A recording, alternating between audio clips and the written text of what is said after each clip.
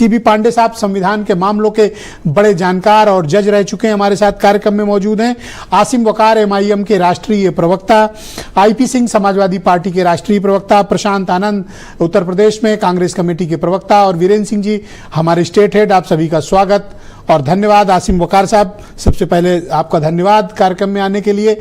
मैं आपसे जानना चाहता हूं कि आपकी ही पार्टी के खिलाफ विष्णु शंकर जैन ने एक याचिका दाखिल की जिसमें कहा कि एमआईएम इस्लाम धर्म का प्रचार प्रसार करने के लिए राजनीतिक दल के तौर पर सक्रिय है। हालांकि यह याचिका खारिज हो गई, लेकिन इसके बहाने सुप्रीम कोर्ट ने जो कुछ भी कमेंट्स कर दिए वो बताते हैं कि भारत की राजनीति का चेहरा कितना विद्रूप है।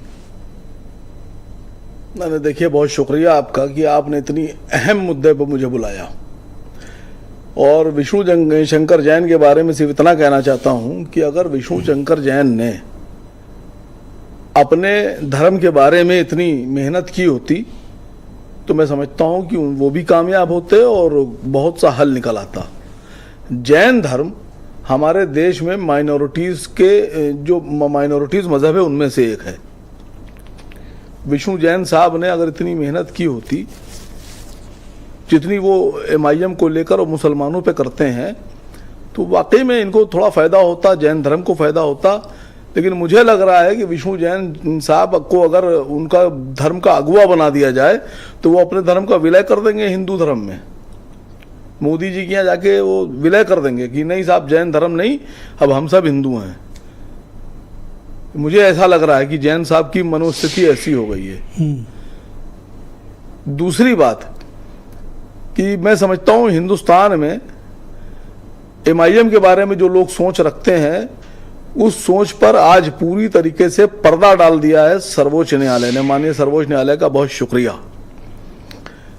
नाम रखना अलग बात होती है। अब आसिम वकार मुसलमान नाम है, लेकिन दिल में भारत बसता है, देश बसता है।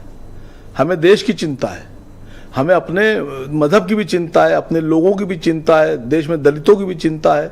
तो खाली नाम से, नाम रख लेने से यह कह देना कि साहब ये देश के बारे में नहीं सोचते हैं या देश के खिलाफ है या दूसरे धर्मों के खिलाफ है, ये मैसेज ठीक नहीं जाता। आपके पार्टी के नाम के लास्ट में मुसलमीन लगा हुआ है, इस कारण विष्णु शंकर जैन को तकलीफ हुई। नहीं, विष्णु शंकर जैन को तकलीफ, अब सरकार जब पलट जाएगी, भारत सरकार, दूसरी सरकारें आ जाएंगी, तब मैं पूछूंगा कितनी तकलीफ हो रही है। धमकी दे रहे हो? नहीं, धमकी नहीं, मैं पूछूंगा तकलीफ कितनी हो रही है। और मैंने तो पहले ही कह दिया कि जैन जो हैं वो माइनॉरिटीज में आते हैं, अल्पसंख्यक समाज है, देश का अल्पसंख्यक मजहब है। और जैन साहब का अगर बस चल जाए तो मैं समझता हूँ सब विलय कर दें उठाकर। फिर से एक बार बोल रहा हूँ, जैनियों का विलय? हाँ, वो सब विलय करने में तैयार बैठे हैं। वो तो अपने मुंह से कहते हैं कि नहीं साहब हम हिंदू हैं, वो कहते हैं हम हिंदू हैं।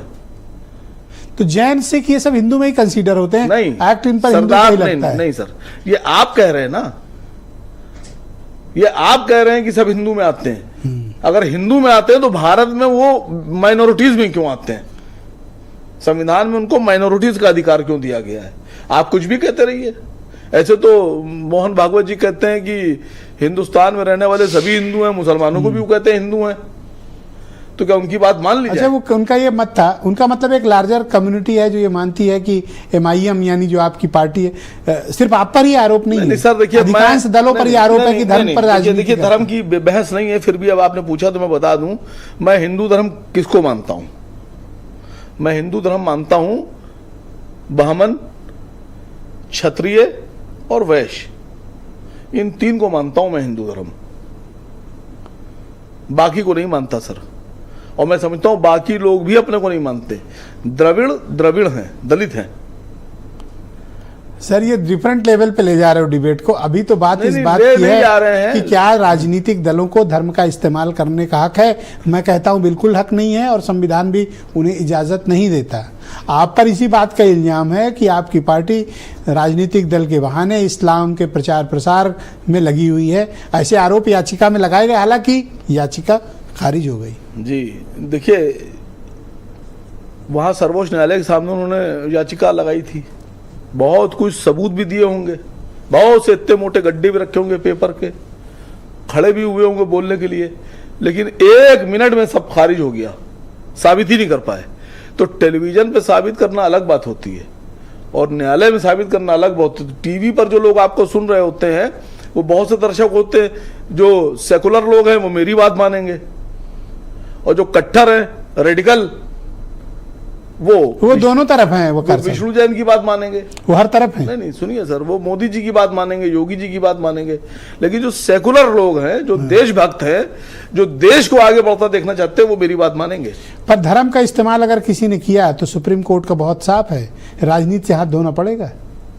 नहीं सर, विश्व हिंदू आपके परिषद- लिए भी चेतावनी। नहीं सर, विश्व हिंदू परिषद है, बजरंग दल है। They are not political parties. आप कह रहे हैं ना, रजिस्टर्ड नहीं है। नहीं आप कह रहे हैं ना, अपील करते हैं पार्टियों के लिए, इनको वोट दो, उनको वोट दो, इनको जिताओ, उनको जिताओ। तो अगर पॉलिटिकल पार्टीज अपील तो नहीं करते है, पॉलिटिकल पार्टीज नहीं है, चुनाव आयोग में रजिस्टर्ड नहीं है ना? नहीं तो उससे क्या मतलब है? अपील कर रहे हैं, खत्म हो गई बात। संगठन है। नहीं, संगठन है तो घर बैठ के, ये क्या बात होती है कि आप अपील कर रहे हैं? ये तो अनुषांगिक संगठन है आरएसएस के। ओके। तो इसको अकाली दल क्या है सर? अकाली दल क्या है? अकाली दल सरदारों की, सिखों की एक पार्टी है।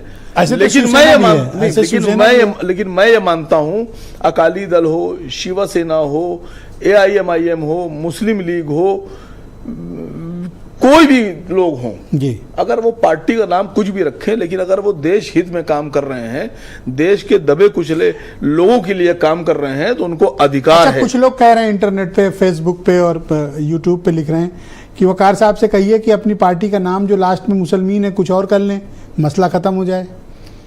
नहीं सर, नाम बदलने को कह रहे हैं। नहीं देखिए, नाम बदलने की बात नहीं हो रही है।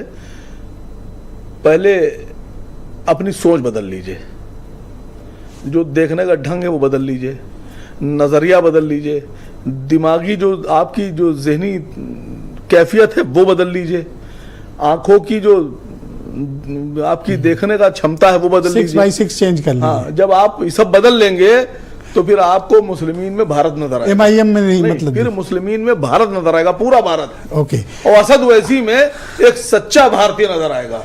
लेकिन जब तक कि आपकी इन सब स्थितियों में, आप जिस तो मैंने बताया सब चीजें खराब हैं, तो उसमें आप फिर कुछ ठीक से देख नहीं सकते। ऑलराइट, राजेश चौधरी भारतीय जनता पार्टी के प्रवक्ता और MLA हमारे साथ कार्यक्रम में